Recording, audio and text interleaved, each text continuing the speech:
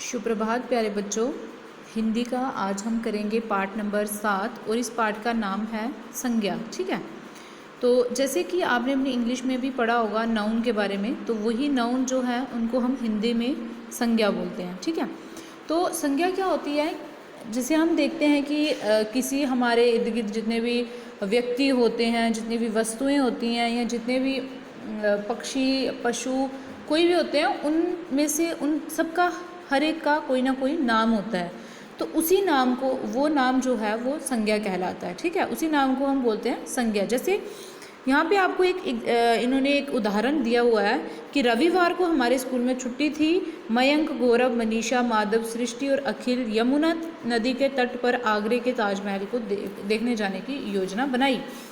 कि रविवार को हमारे स्कूल में क्या थी? छुट्टी थी, और मयंक, गौरव, मनीषा और ऐसे कुछ बच्चों के नाम लिखे। इन्होंने किसकी योजना बनाई कि यमुना तट के किनारे जो आगरा है ना, आगरा के ताजमहल को देखने की योजना बनाई। अब आप यहाँ पे देखोगे कि ये जो शब्द है रविवार, स्कूल, छुट्टी, मयंक, गौरव, मनीषा, माधव, सृष्टि, अखिल, यमुना नदी, तट हो गया, आगरे हो गया, ताजमहल हो गया और योजना हो गई। ये सब क्या है? ये किसी ना किसी के नाम हैं। ठीक है, ये शब्द जितने भी इन्होंने यहाँ पे इनको हाईलाइट करके रखा है ना, डार्क में दिए हुए हैं ये, तो ये किसी ना किसी के नाम हैं। और यही नाम जो हैं ये क्या कहलाते हैं? संज्ञा कहलाते हैं। ठीक है, तो संज्ञा की एक संज्ञा एक वाक्य में अगर हमने बताना हो तो हम कैसे बताएंगे कि किसी प्राणी, व्यक्ति, वस्तु, स्थान या वाव के नाम को क्या बोलते हैं? संज्ञा बोलते हैं। कि किसी भी प्राणी हो गया, व्यक्ति हो गया, वस्तु, स्थान या वाव के नाम को संज्ञा कहते हैं। कि मतलब हर एक प्राणी का, हर एक व्यक्ति का, हर एक वस्तु, स्थान या वाव का कोई ना कोई नाम होता है, तो उसी नाम को हम क्या बोलते हैं? संज्ञा बोलते हैं। जैसे राम, श्याम, विद्यालय हो गया, है ना, तो ये सारे किसकी उदाहरण हैं? संज्ञा के। अब संज्ञा के 3 भेद हैं। भेद हो गया कि संज्ञा के जो प्रकार होते हैं, कि आगे संज्ञा जो है वो कितने प्रकार की होती है, टाइप्स हो गए, है ना। तो संज्ञा के 3 भेद होते हैं। कितने भेद होते हैं? 3। पहला है व्यक्तिवाचक, उसके बाद है जातिवाचक और उसके बाद है भाववाचक। व्यक्तिवाचक संज्ञा, जातिवाचक संज्ञा और भाववाचक संज्ञा। ठीक है, तो सबसे पहले हम पढ़ेंगे व्यक्तिवाचक संज्ञा। व्यक्तिवाचक संज्ञा जो है इसको इंग्लिश में हम बोलते हैं प्रॉपर नाउन। प्रॉपर मतलब जो किसी एक पर्टिकुलर पर्सन के बारे में बात करता है, मतलब एक पर्टिकुलर पर्सन, प्लेस, थिंग या कोई भी चीज़ हो गई किसी एक के बारे में, है ना। मतलब कि जो शब्द किसी विशेष प्राणी, व्यक्ति, वस्तु या स्थान के बारे में बताते हैं, कि वो शब्द जो हमें किसी विशेष प्राणी, विशेष व्यक्ति या विशेष वस्तु या स्थान के बारे में बताते हैं, उनको हम क्या बोलते हैं? उनको हम बोलते हैं व्यक्तिवाचक संज्ञा। जैसे व्यक्तियों में क्या आएगा कि व्यक्तियों में जब हम बात करेंगे, जैसे मैंने किसी का नाम लेके ही बात की कि माधव, मयंक, लीला, आदित्य, सोहन, कि ये किसी विशेष व्यक्ति के नाम हैं, है ना, तो ये आ गया व्यक्तिवाचक संज्ञा। उसके बाद प्राणी में अगर मैं बोलूँगी शेरू किसकी मतलब शेरू किसी कुत्ते का नाम है, लेकिन मैंने यहाँ पे उस कुत्ता तो हो गया, वो सारी कुत्ते की पूरी जाति को बताएगा, लेकिन मैंने सिर्फ किसको बताया? शेरू हो गया कि एक विशेष कुत्ता, है ना, जो एक पर्टिकुलर कुत्ता है, उसके बारे में ही बात कर रही हूँ। उसके बाद है चेतक जो है ये किसका नाम है? ये एक घोड़े का। अगर मैं घोड़ा बोलूँगी तो वो घोड़े की पूरी जातियों को बताएगा, लेकिन मैंने बोला चेतक, तो मुझे मतलब चेतक घोड़ा, जो जिस घोड़े का नाम चेतक है वो वाला घोड़ा।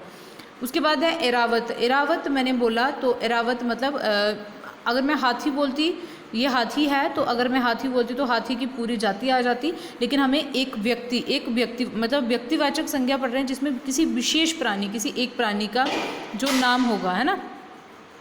तो अब जैसे मैं बोलूँगी कि क्लास में विद्यार्थी हैं, अगर मैं बोलूँगी विद्यार्थी, तो वो आ गया हमारा जातिवाचक संज्ञा, कि वो एक पूरी जाति को, विद्यार्थियों की पूरी एक जाति को बता रहा है। लेकिन जब मैं बोलूँगी किसी एक बच्चे का नाम लूँगी, मैं बोलूँगी मान लो प्रकृति बोला मैंने या तरुण बोला मैंने, तो वो क्या हो गया? वो हो गया व्यक्तिवाचक संज्ञा, कि मैंने किसी एक विशेष व्यक्ति की बात की। उसके बाद आइए वस्तु में, जैसे मैंने बोला गीता एक पुस्तक है, तो अगर मैं पुस्तक बोलूँगी तो वो तो सारी पुस्तकों के लिए हो गया, लेकिन मैंने एक स्पेशल पुस्तक, किसी एक पुस्तक के बारे में बोला, मैंने बोला गीता, है ना। उसके बाद मैं बोलूँगी, अगर मैंने बोला कि जैसे हम जो वो पढ़ते हैं, सब्जेक्ट पढ़ते हैं, तो मैंने किसी एक सब्जेक्ट के बारे में मैंने बोला मैथ्स, जैसे, है ना, तो ये हो गया वस्तु का किसी का नाम। उसके बाद है स्थान। स्थान में जैसे मैंने बोला भारत बोला, जैसे मैंने बोला जापान बोला, हरियाणा बोला, केरल बोला, तो ये हो गया स्थान। तो व्यक्तिवाचक संज्ञा वो शब्द होते हैं, वो शब्द जो किसी विशेष प्राणी, विशेष व्यक्ति, विशेष वस्तु या विशेष स्थान के बारे में हमें बताते हैं, उनको हम बोलते हैं व्यक्तिवाचक संज्ञा। अब कुछ आपको चीज़ें जो इम्पॉर्टेंट याद रखनी है वो है कि सूरज, चंद्रमा और पृथ्वी ये भी व्यक्तिवाचक संज्ञा ही माने जाते हैं, क्योंकि ये अपने आप में यूनिक है ना, तो इनको भी हम व्यक्तिवाचक संज्ञा ही मानते हैं। इसके बाद आता है जातिवाचक संज्ञा। अब जातिवाचक संज्ञा जिसको इंग्लिश में हम बोलते हैं कॉमन नाउन, तो ये क्या, ये कौन सी संज्ञा होती है कि वो शब्द जो एक ही प्रकार के सभी प्राणी, मतलब सभी एक प्रकार के सभी प्राणियों का या एक प्रकार की सभी वस्तुओं या एक प्रकार के समूह या एक प्रकार की जाति के बारे में हमें बताते हैं, उन्हें हम क्या बोलते हैं, जातिवाचक संज्ञा। ठीक है, कि वो शब्द जो एक ही प्रकार के सभी प्राणियों या एक प्रकार की सभी वस्तुओं या एक प्रकार के समूह या जाति के बारे में हमें बताते हैं, मतलब जो एक ही प्रकार के हैं। इसमें हमारे पास जो उदाहरण है, जैसे प्राणी में आएगा जैसे कुत्ता, तो कुत्ता जो है वो हमारे, मैं किसी विशेष कुत्ते की बात नहीं कर रही हूँ, कुत्ते में मतलब जितने भी कुत्ते हैं वो सारे आएंगे। उसके बाद चूहा, किसी एक विशेष चूहे की बात नहीं हो रही है, यहाँ पे चूहों की पूरी जाति की बात हो रही है। उसके बाद बिल्ली, शेर, हाथी, घोड़ा, चिड़िया, तो इन सब की यहाँ पे जाति की, पूरी जाति की बात हो रही है ना। उसके बाद है व्यक्ति। व्यक्ति में जैसे लड़की, तो लड़की, अगर मैं किसी लड़की का नाम लेती तो वो व्यक्तिवाचक संज्ञा होती, क्योंकि मैं किसी एक विशेष लड़की के बारे में बात कर रही हूँ, विशेष है ना। लेकिन जब मैंने लड़की बोला तो ये लड़कियों की पूरी जाति के बारे में बात हो रही है। जब मैं दुकानदार बोलूँगी तो ये पूरे दुकानदारों की जाति के बारे में बात हुई। अगर मैंने विद्यार्थी बोला तो विद्यार्थी जो है ये भी विद्यार्थियों की जो पूरी जाति, मतलब क्लास में जितने भी विद्यार्थी होंगे उन सब के बारे में बात हो रही है। लेकिन जब मैं उसमें से किसी एक बच्चे का नाम लेके बोलूँगी तो वो व्यक्तिवाचक संज्ञा हो जाएगी, क्योंकि मैंने किसी एक विशेष व्यक्ति के बारे में तब बोला है। जैसे डॉक्टर में पूरे डॉक्टर की जाति आएगी, नाई, बढ़ई आदि। ठीक है, उसके बाद है वस्तु। वस्तु में हम बोलते हैं, जैसे हमारे पास कार हो गई, कार का जहाँ पे कार, इधर मैंने कार की कोई उसकी बात नहीं की है कि ये वाली कार या आल्टो या वो वाली कार, नहीं, मैंने कार की बात की है, तो इसमें सारी कारें जितनी भी हैं, कारों की जाति पूरे आ जाएगी। बस, मैंने बस का भी नाम नहीं बताया कि बस कौन सी है, तो बस मतलब बस की पूरी जाती है। रेल हो गया, रेल का भी यहाँ पे कोई विशेष नाम नहीं बताया है, तो मतलब रेल जो है, जितनी भी रेल है, रेलों की पूरी जाति, नमक, चीनी, गिलास, प्लेट, ये सारा कुछ। ठीक है, उसके बाद स्थान। स्थान में मैंने गली बोला। अब गली जो है, गली का नाम मैंने नहीं बताया है, तो कोई भी गली हो सकती है, तो गलियों की पूरी, जैसे जितनी भी गलियां हैं, सड़क हो गए, जितनी भी मंदिर हो गए, पहाड़ हो गए, बाज़ार हो गए, घर, मकान आदि। ठीक है, तो ये सारे क्या हैं, जातिवाचक संज्ञाएं। उसके बाद है, जातिवाचक के बाद आते हैं जैसे सब्जियों व फलों के नाम जो हैं वो विशेष होते हुए जातिवाचक संज्ञा में आते हैं, क्योंकि ये क्या करते हैं, ये अपनी पूरी जाति के बारे का बोध कराते हैं। ठीक है, किसके नाम, सब्जियों और फलों के नाम।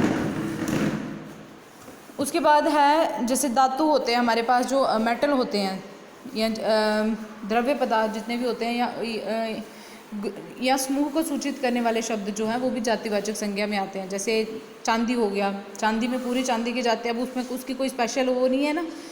आटा हो गया, तेल हो गया, बीड़ हो गया आदि। उसके बाद आती है भाववाचक संज्ञा। ठीक है, भाववाचक संज्ञा क्या होते हैं, वो संज्ञा जो किसी व्यक्ति या वस्तु के गुण, दोष, स्वभाव या अवस्था के बारे में हमें बताते हैं। कि भाववाचक संज्ञा कौन से होते हैं, जो किसी व्यक्ति या वस्तु के गुण हो गया, उसकी अच्छाइयाँ या उसकी क्वालिटीज़, या दोष हो गया उसकी बुराइयाँ, या उसकी जो उसके बाद उसका स्वभाव कैसा है, अच्छा है, बुरा है ना।